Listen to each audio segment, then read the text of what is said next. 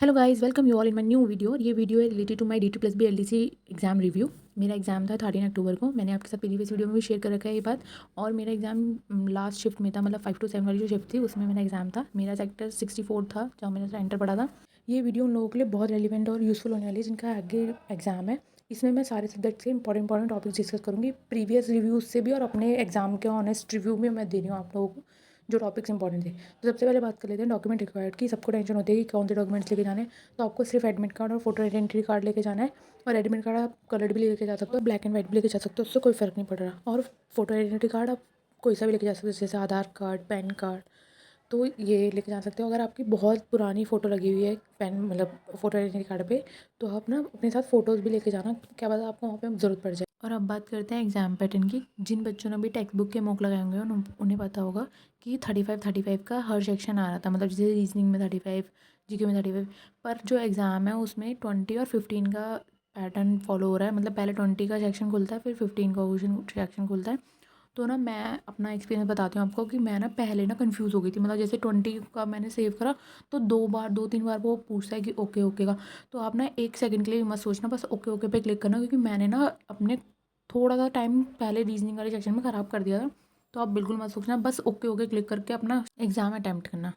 और अब हम टॉपिक्स डिस्कस करते हैं। मैंने वैसे ही फॉलो करा है पैटर्न, जैसे कि एग्जाम में खुल रहा है। मतलब मैंने पहले रीजनिंग के टॉपिक्स डिस्कस किए हैं, फिर जीके के, फिर मैथ के किए हैं, फिर इंग्लिश के, फिर हिंदी के और फिर कंप्यूटर के। ऐसे ही एग्जाम में वो खुलेंगे सेक्शंस, तो आप ध्यान रखिएगा। जैसे रीजनिंग में ना मैं आपको बता देती हूँ कि हर जो मतलब जैसे हर टॉपिक्स के ना 4 से 5 क्वेश्चन रिपीट हो रहे हैं। मतलब जैसे मैंने सिटिंग अरेंजमेंट के 4 क्वेश्चन आए थे मेरे में, और सीरीज़ भी मेरे में 4 5 क्वेश्चन आए थे, पर बहुत ईजी सीरीज़ आ रही है। मतलब आप देखना डिफरेंस का ही खेल चल रहा है कुछ। मतलब आप 2 डिजिट को डिफरेंस देखोगे, डिफरेंस ही फॉलो हो रहा है सब में सीरीज़ में। और अल्फ़ाबेट रीजनिंग आ रही है अच्छी, मतलब अच्छी इन द सेंस मेरा मतलब है कि उसका वेटेज ज़्यादा है और 10 से 12 क्वेश्चन आपको अल्फ़ाबेट रीजनिंग के दिखेंगे। पर मैं एक बात को बोलूँगी आपको कि आप ज़्यादा टाइम अपना रीजनिंग मत खराब करिए। कि आपको लग रहा होगा कि एक बार देख लेता हूँ, दोबारा क्वेश्चन सॉल्व करके देख लेता हूँ क्योंकि ईजी है, कहीं मैंने गलती तो नहीं कर दी।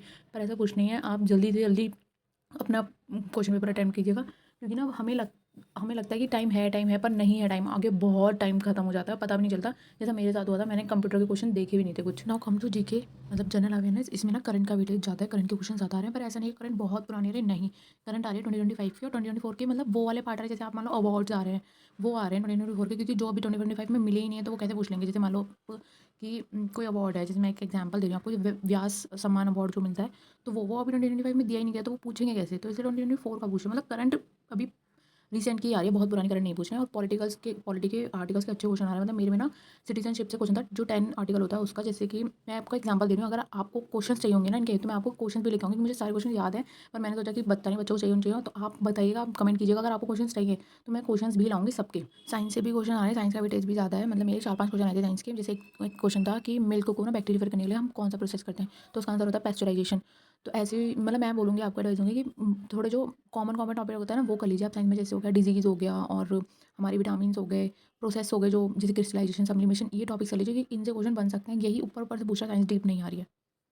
Now come to the most important subject जिसको सबकी टेंशन होती है, वो है मैथ्स। इसमें मैं बता रही हूँ आपको कि मॉडरेट क्वेश्चंस आ रहे हैं। मतलब इतने इजी भी नहीं आ रहे, इतने हार्ड भी नहीं आ रहे कि आप कर ही नहीं सकते उन क्वेश्चंस को। जैसे डीआई का मेरे में एक ही क्वेश्चन आया था सिर्फ, मैं आपको बता देती हूँ, मैंने इसमें लिखा नहीं है। सिर्फ एक ही क्वेश्चन आया था, मतलब ईजी था वो बहुत। और प्रॉफिट एंड लॉस से 4 5 क्वेश्चन आए थे, मतलब सेम पैटर्न पे फॉलो हो रहा है।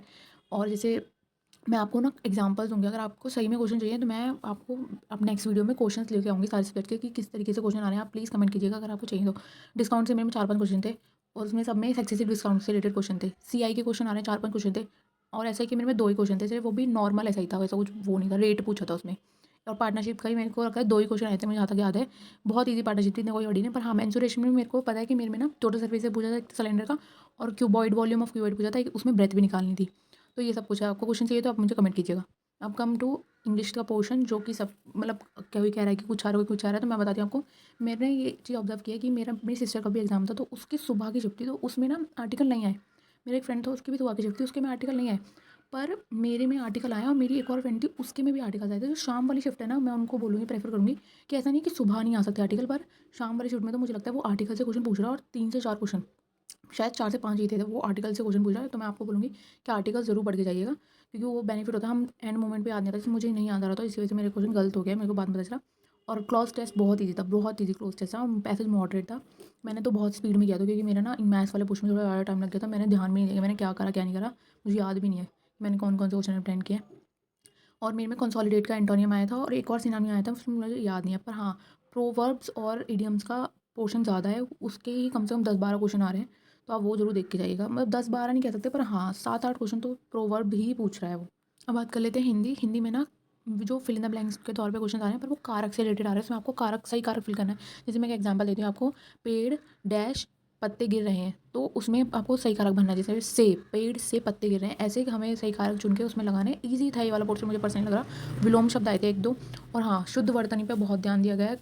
मैं आपको बोलूँगी कि देख के जाइए स्पेलिंग्स, मतलब वो लिखते कहते हैं शुद्ध वर्तनी।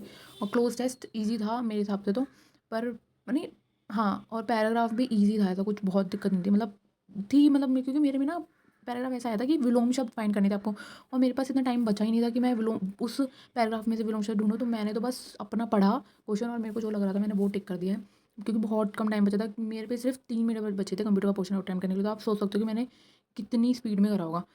और अब बात कर लेते हैं कंप्यूटर की। ये वो पोर्शन है जिस तक बहुत कम बच्चे पहुंच पा रहे हैं। मुझे ऐसे लगता है कि कुछ कुछ बच्चे पूरा देख ही नहीं पा रहे, मतलब बहुत कम बच्चे हैं पूरा देख पा रहे हैं, उनका आगे का पोर्शन थोड़ा गड़बड़ हुआ है तभी वो पूरा देख पा रहे हैं। मैंने तो कुछ मतलब मैंने 10 क्वेश्चन देख लिए थे, उसमें power point MX excel short key से रिलेटेड था। पर हाँ मैं आपको एक सजेशन दूंगी, जैसे टेक्स्ट बुक के जो टेस्ट लगा रहे हैं ना, उसमें तो शॉर्ट शॉर्ट मतलब ऑप्शन है, पर इसमें नहीं है। इसमें लेंथी ऑप्शन आ रहे हैं, आपको पूरा क्वेश्चन भी पढ़ना पड़ेगा, ऑप्शन भी पढ़ने पड़ेंगे, सोच समझ के आंसर लगाना पड़ेगा। तो ऐसा नहीं कि बस क्वेश्चन पढ़ा और टिक लगा के आगे बढ़ो, नहीं हो रहा है ऐसा। हमें ऑप्शन पढ़ने के लिए टाइम देना पड़ेगा। इस वजह से ही मेरा ना छूट गया, मतलब 3 मिनट में मैंने सिर्फ 8 ही अटैम्प्ट करे, मेरे क्वेश्चन छूट गए थे। मैंने सिर्फ 70+ अटैम्प्ट किए हैं, मुझे एग्जैक्ट नंबर नहीं याद, पर हाँ 70+ है। और आप भी बताइए आपका एग्ज़ाम कैसा गया और कब है आपका एग्ज़ाम, और आपको अगर क्वेश्चंस चाहिए तो मैं भी उन पे वीडियो बना दूँगी, आप मुझे कमेंट कीजिएगा ज़्यादा से ज़्यादा। और आपको अगर ऐसी और भी वीडियोज़ चाहिए तो मेरे चैनल से जुड़ जाइए। तो don't forget to subscribe, like and share my channel. Thank you.